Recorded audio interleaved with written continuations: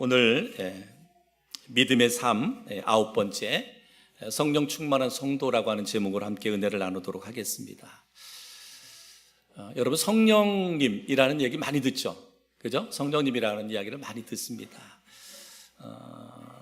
많은 성도들은 성령님을 단지 그 하나님의 힘, 하나님의 어떤 능력, 하나님의 영으로만 생각할 때가 있습니다. 분명한 것은 성령님은 하나님이시라는 거예요. 그죠? 성령님은 하나님이시다.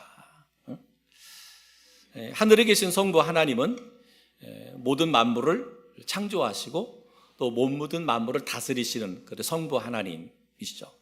또 성자 예수님은 우리를 위해서, 우리를 구원하기 위해서 인간의 몸을 입고 이 땅에 오셔서 대속의 제물이 되어서 십자가에 달려 죽으신 분. 예수님도 동일하게 성자 예수님이지만 하나님이시죠. 성령 하나님도 마찬가지입니다. 성령 하나님도 동일하게 하나님이신데 예수님께서 승천하신 뒤로는 성령 하나님이 구원받은 자들, 그들의 구원을 온전히 이룰 수 있도록 도우시는 분이 바로 성령 하나님이시다.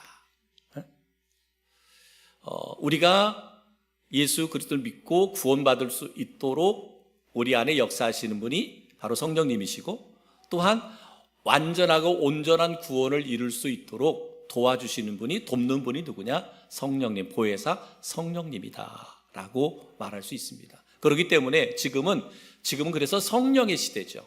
성령의 시대, 그 성령 하나님께서 오늘 저희들의 믿음과 저희들의 신앙을 붙드시고 또 도우시고 우리로 이렇게 승리하게 하시는 분이 바로 누구냐?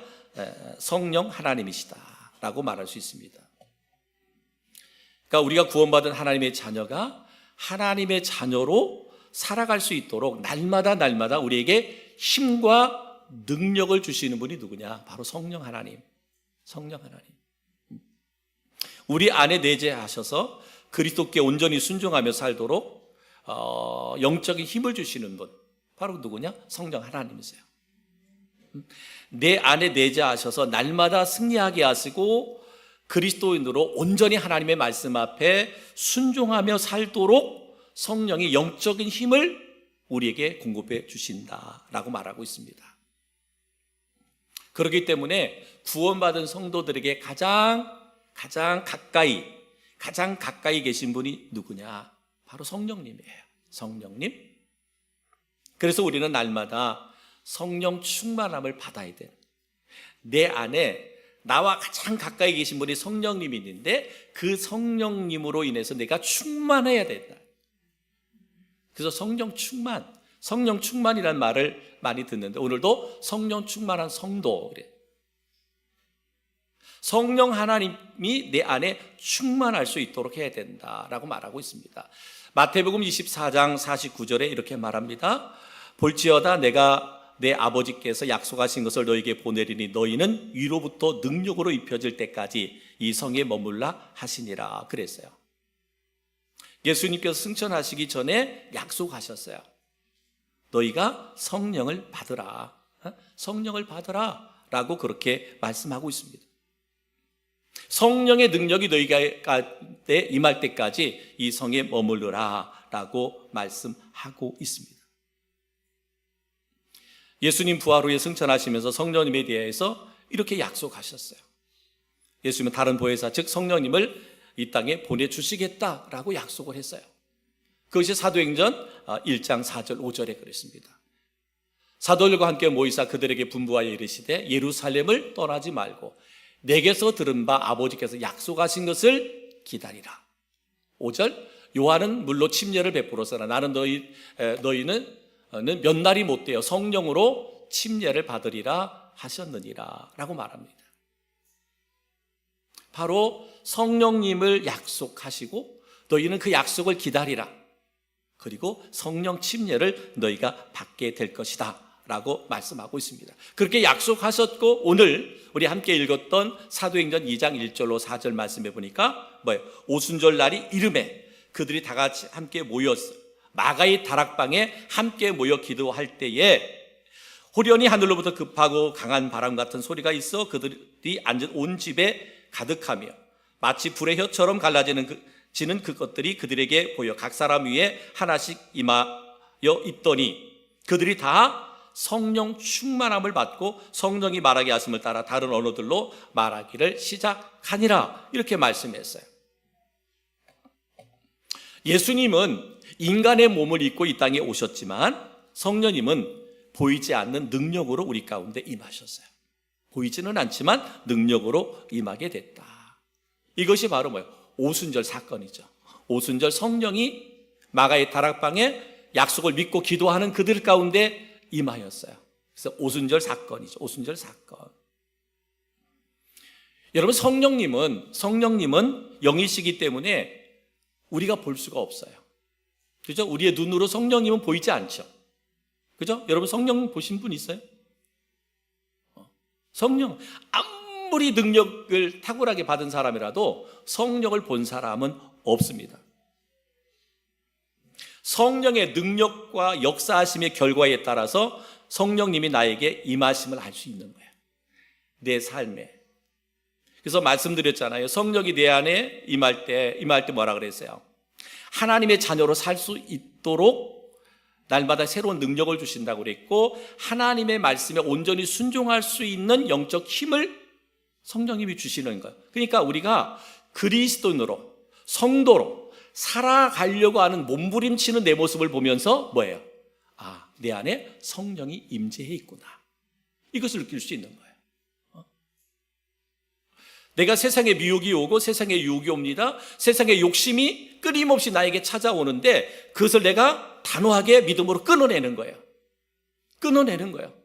어떤 미혹이 와도, 어떤 욕심이 와도, 욕망이 와도 끊어내는 거예요. 이것이 뭐다? 성령이 내 안에 임한 증거다라고 하는 거죠. 여러분 바람 본 적이 있어요? 바람이 눈으로 보이나요? 바람은 눈으로 보여지지 않아요. 그리고 바람이 있는 걸 우리 알죠. 뭘로 알 수 있어요? 흔들리는 나무 가지를 보면서 바람 부네? 바람이 세게 부네? 바람이 잔잔하네?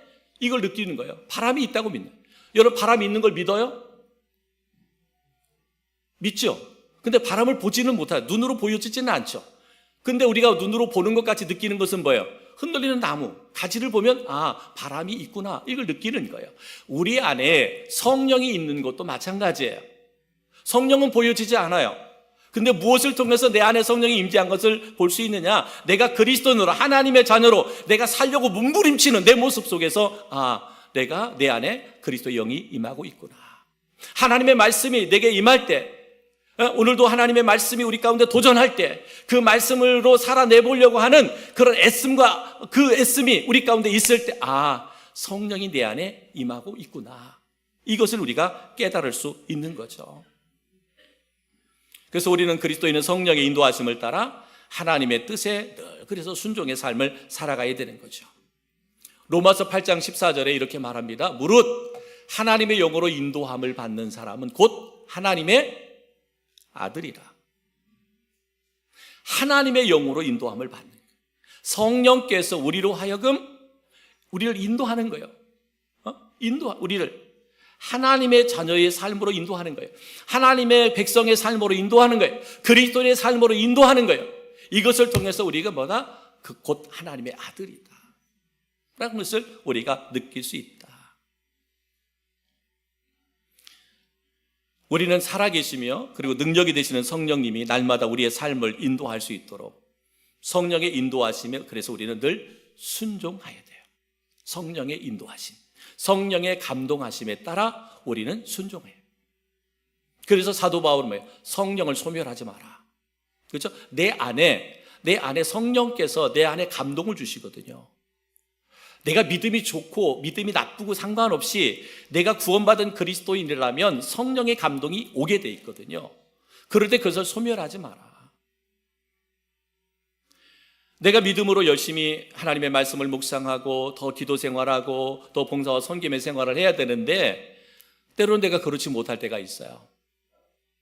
때로는 세상 일이 바쁘다라고 세상 일에 치여서 그런 걸 못할 때가 있거든요. 근데 그럴 때 성령의 음성이 우리 가운데 들릴 때가 있거든요. 너 지금 그러고 있으면 안 되잖아. 너 지금 그 자리에 있어야 할 자리가 아니잖아. 그 성령의 음성이 우리 가운데 들릴 때 있거든요. 근데 그를 소멸하지 말라는 거예요.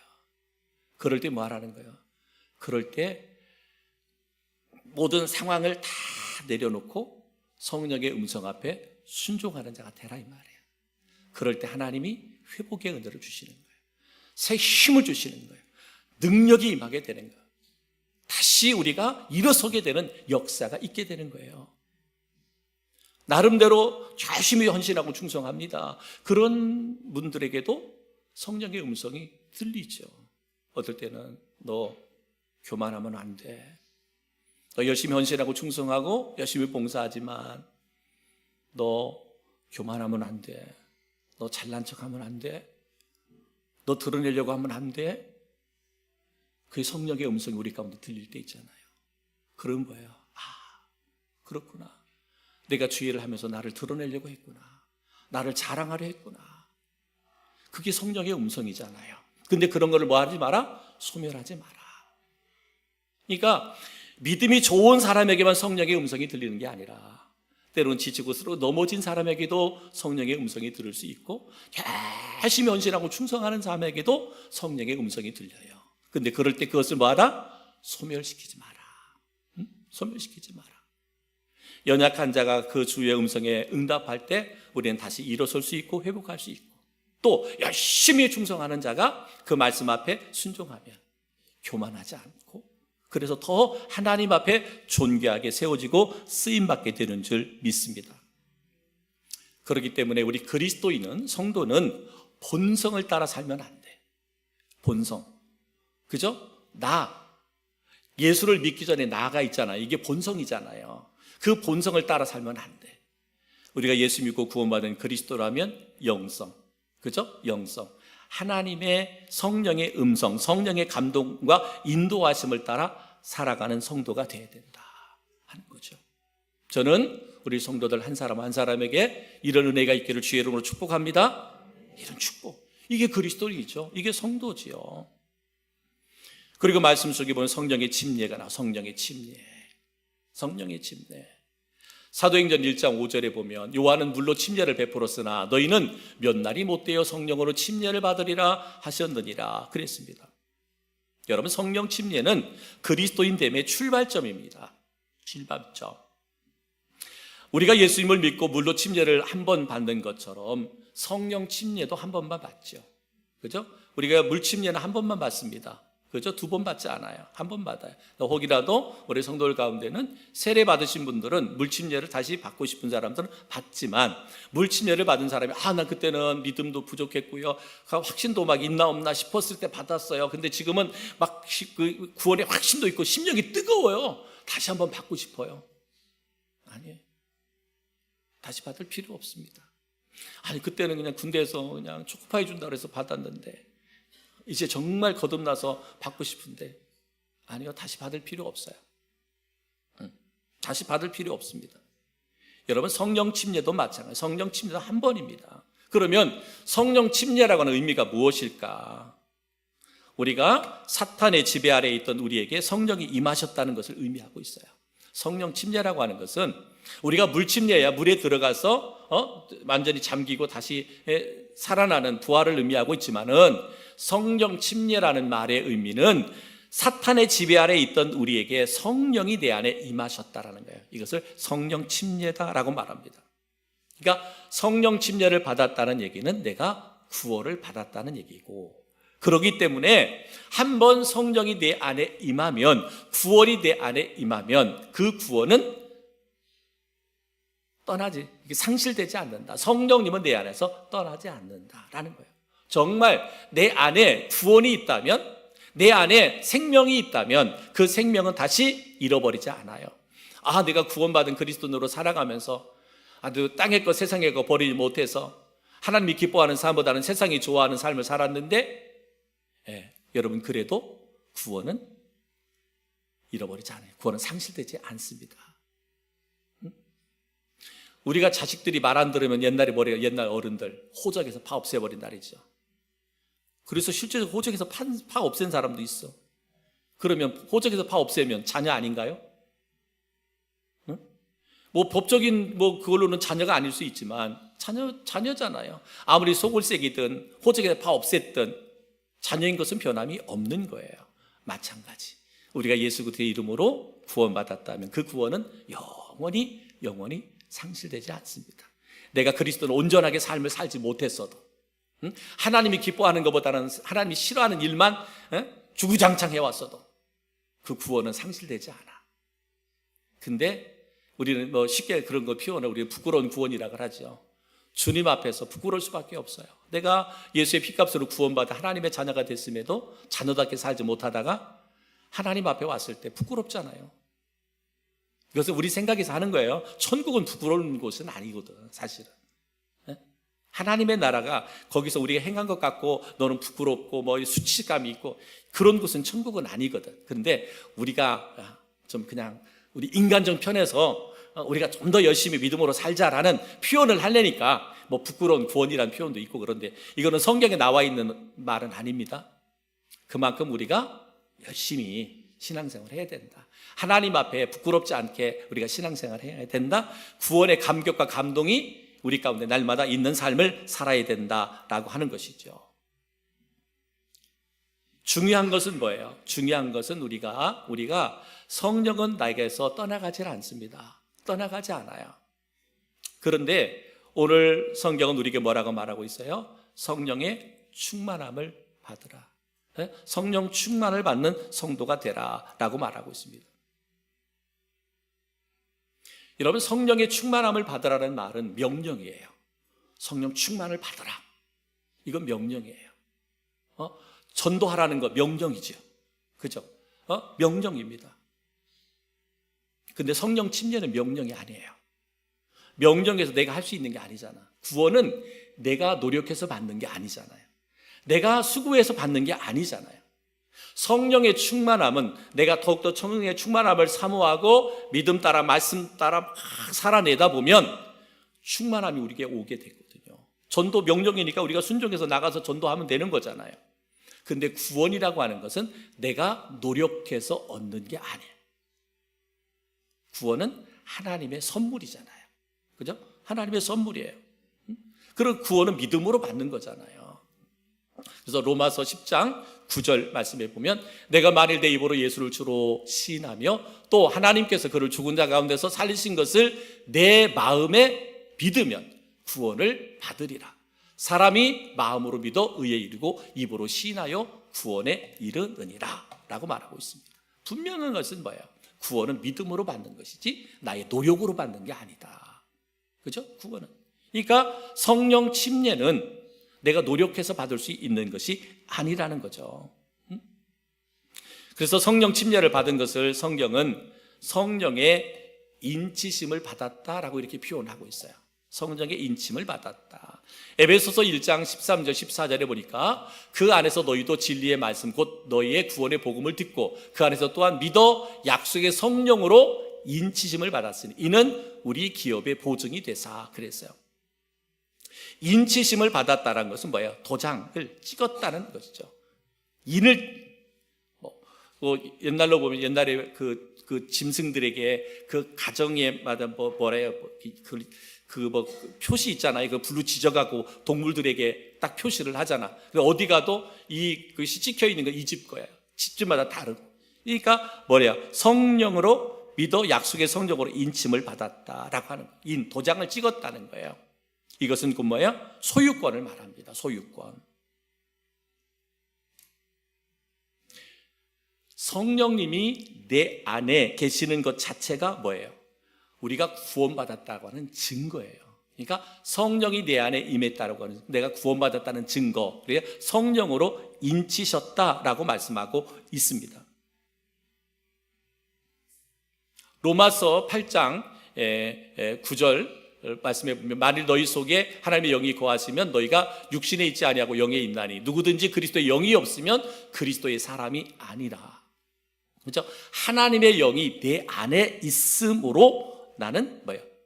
그리스도인으로 인침을 받은 것이다 라고 말씀하고 있습니다. 그러니까 인을 쳤다라는 것은 뭐예요? 내가 하나님의 것이다, 하나님의 소유다, 이런 의미예요. 이런 의미. 그러니까 성령의 인도하심을 받는, 성령을 따라 순종하는 삶을 살아야 되는 거예요. 내가 그리스도인다면, 그죠? 성도라면 하나님의 영으로 나를 인치셔서 너는 내 것이다 라고 말했어요. 아까 말씀했잖아요. 큰 이게 목장에서 이렇게 인을 치잖아요. 가정에 인을 치면 이 인을 보면 이 사람의 소유야. 이 사람의 소유.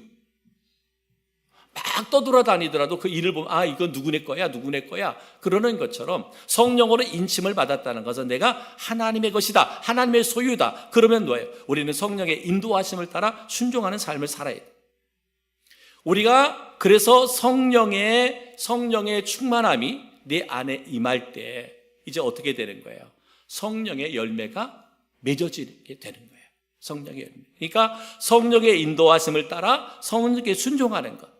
다시 말하면 성령의 지배를 받는 거예요. 성령 충만하다라고 하는 것은 성령의 지배를 받는 거예요. 성령이 우리의 생각을 지배하고 우리의 생활을 지배해요. 그래서 성령의 지배를 받는 것이 성령 충만한 것이다 라고 말할 수 있어요. 성령 충만한 것.